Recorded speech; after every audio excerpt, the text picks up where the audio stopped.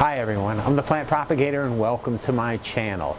I'm in the laboratory today here in Southwest Florida, and what I wanted to do is deviate a little bit from what I normally do. And so what I normally do is show you something very specific in the laboratory. I show you, seed sterilization, flasking, replating, my flasks. And I wanted just to give you an overall tour of my laboratory here. It's a big space, but it could be set up a little bit better. So I am now working exclusively in this space, in this laboratory. I no longer have access to my old university laboratory in the Midwest. Somebody else is in that space, so this is it. And unfortunately, what I do is I compare this space to my previous space, and that's just not a that's not a good comparison. This is what I have now, and this is what I'm dealing with. I have plans for improving the space, buying another hood, changing some things. Right now, it's comfortable, and I'm here, and I can do what I need to do. But I want to show you some of this, and also what I should say is that this space and my access to it might change. So this is not really my laboratory. It's a shared space, and for right now, I'm the only one in this huge space. But I think this is going to change. So I have to be able to change and modify things accordingly. So right now, I think it's pretty good because there's nobody else in here except me and my helper. So it currently is pretty nice. But even though there's no one else in the space, I'm restricted to my desk space. Is right here. But I do have other space in the laboratory, my media prep area, I'll show you that. Some old equipment storage, I'll show you that. The hood, I'll show you the fridge and where I keep all of my media and plates and everything like that. So I'll show you overall what the space looks like. And then we'll go into the culture room. On the way to the culture room, we'll take a look at the autoclave. Not a big deal, it's just an autoclave.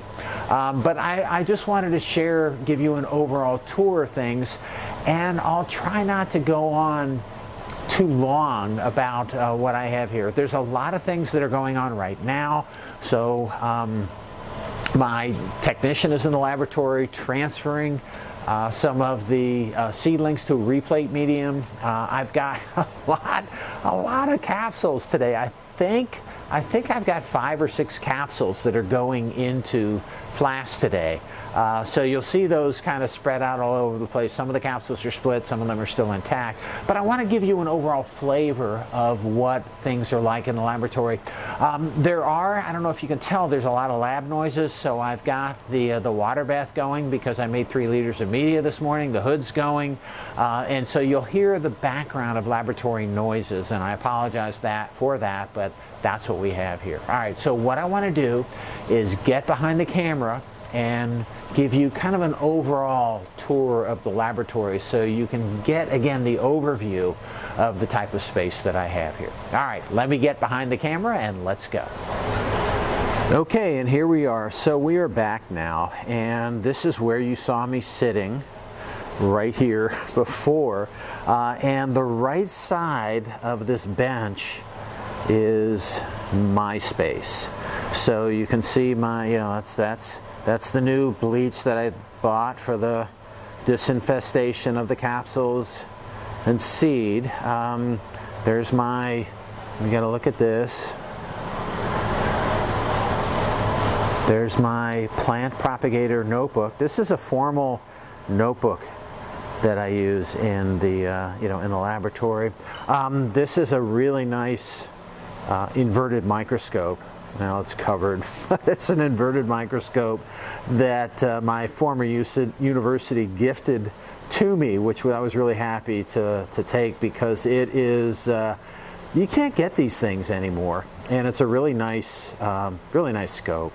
The other thing, as far as what my old university gifted me, is this system right here. So it's kind of a mess right now, and I got it from them a while ago, and I need to get it up and running. But this is a setup that is a two-dimensional robotics platform that goes underneath this scope here, with a camera that feeds into this old computer here, and it lets you do image collection over time, automated image collection over time to generate time lapse. And I got to get this thing up and running here.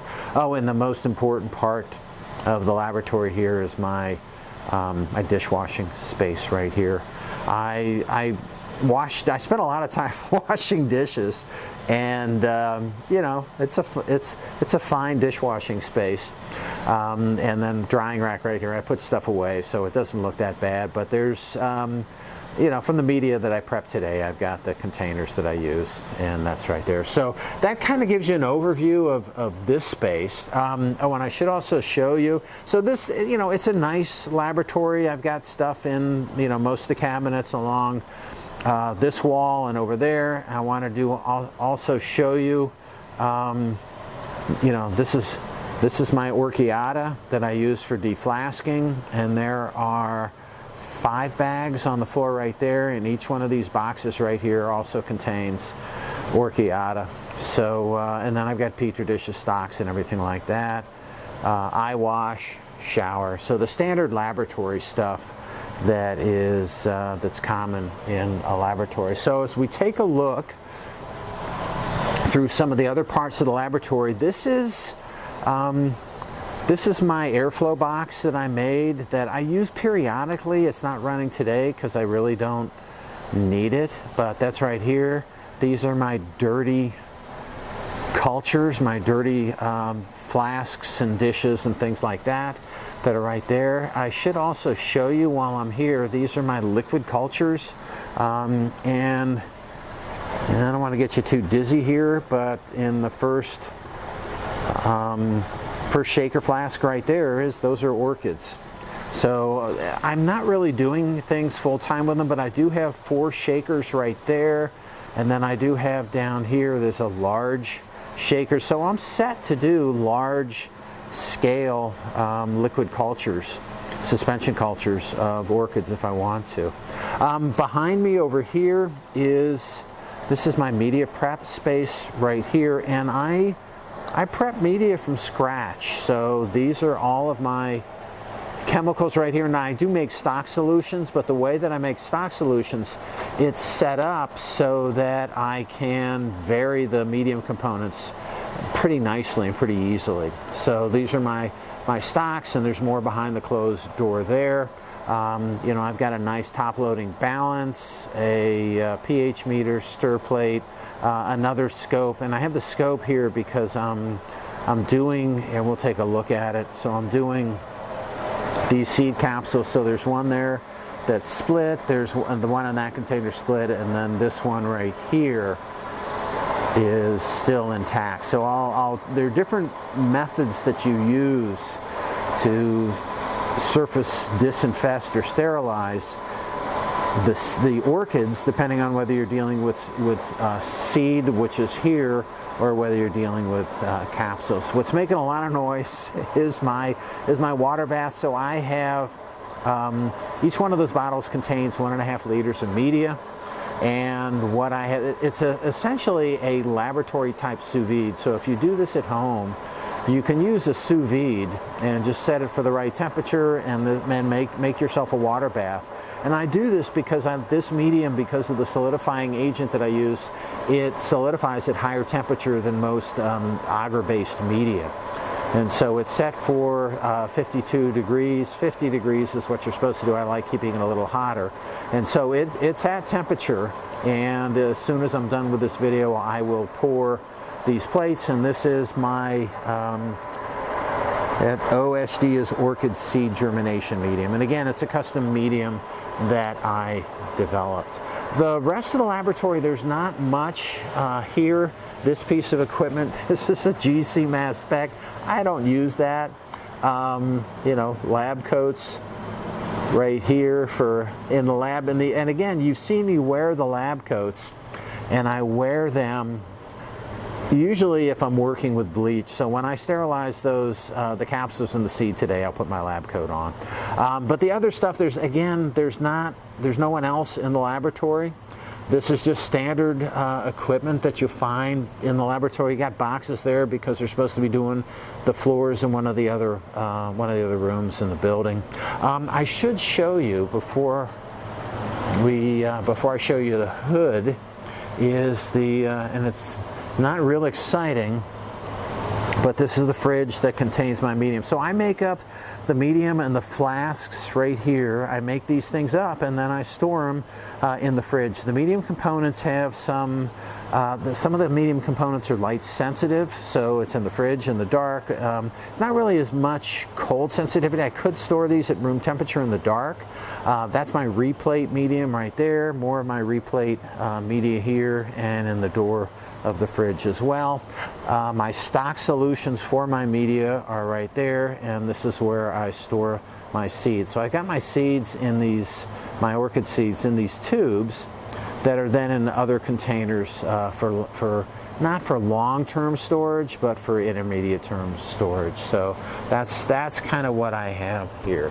The hood is right here. So this is unfortunately a vertical. VLF stands for vertical laminar flow. I would prefer an HLF, which is a horizontal laminar flow, but it is a hood, and I'm happy to at least have access to the hood. Got a couple more seed capsules right here. This one is split, ready to go. This one right here is not split, and I just looked at this one today. It's browning, and it's prematurely browning, and so it is split a little bit. So, but I got to take care of all these. I've got some of these flasks here that I've got to prepare for delivery. So that's why all these are in the hood. Again, I've got seed germination and more coming. My technician is transferring. She's got great eyes and hands.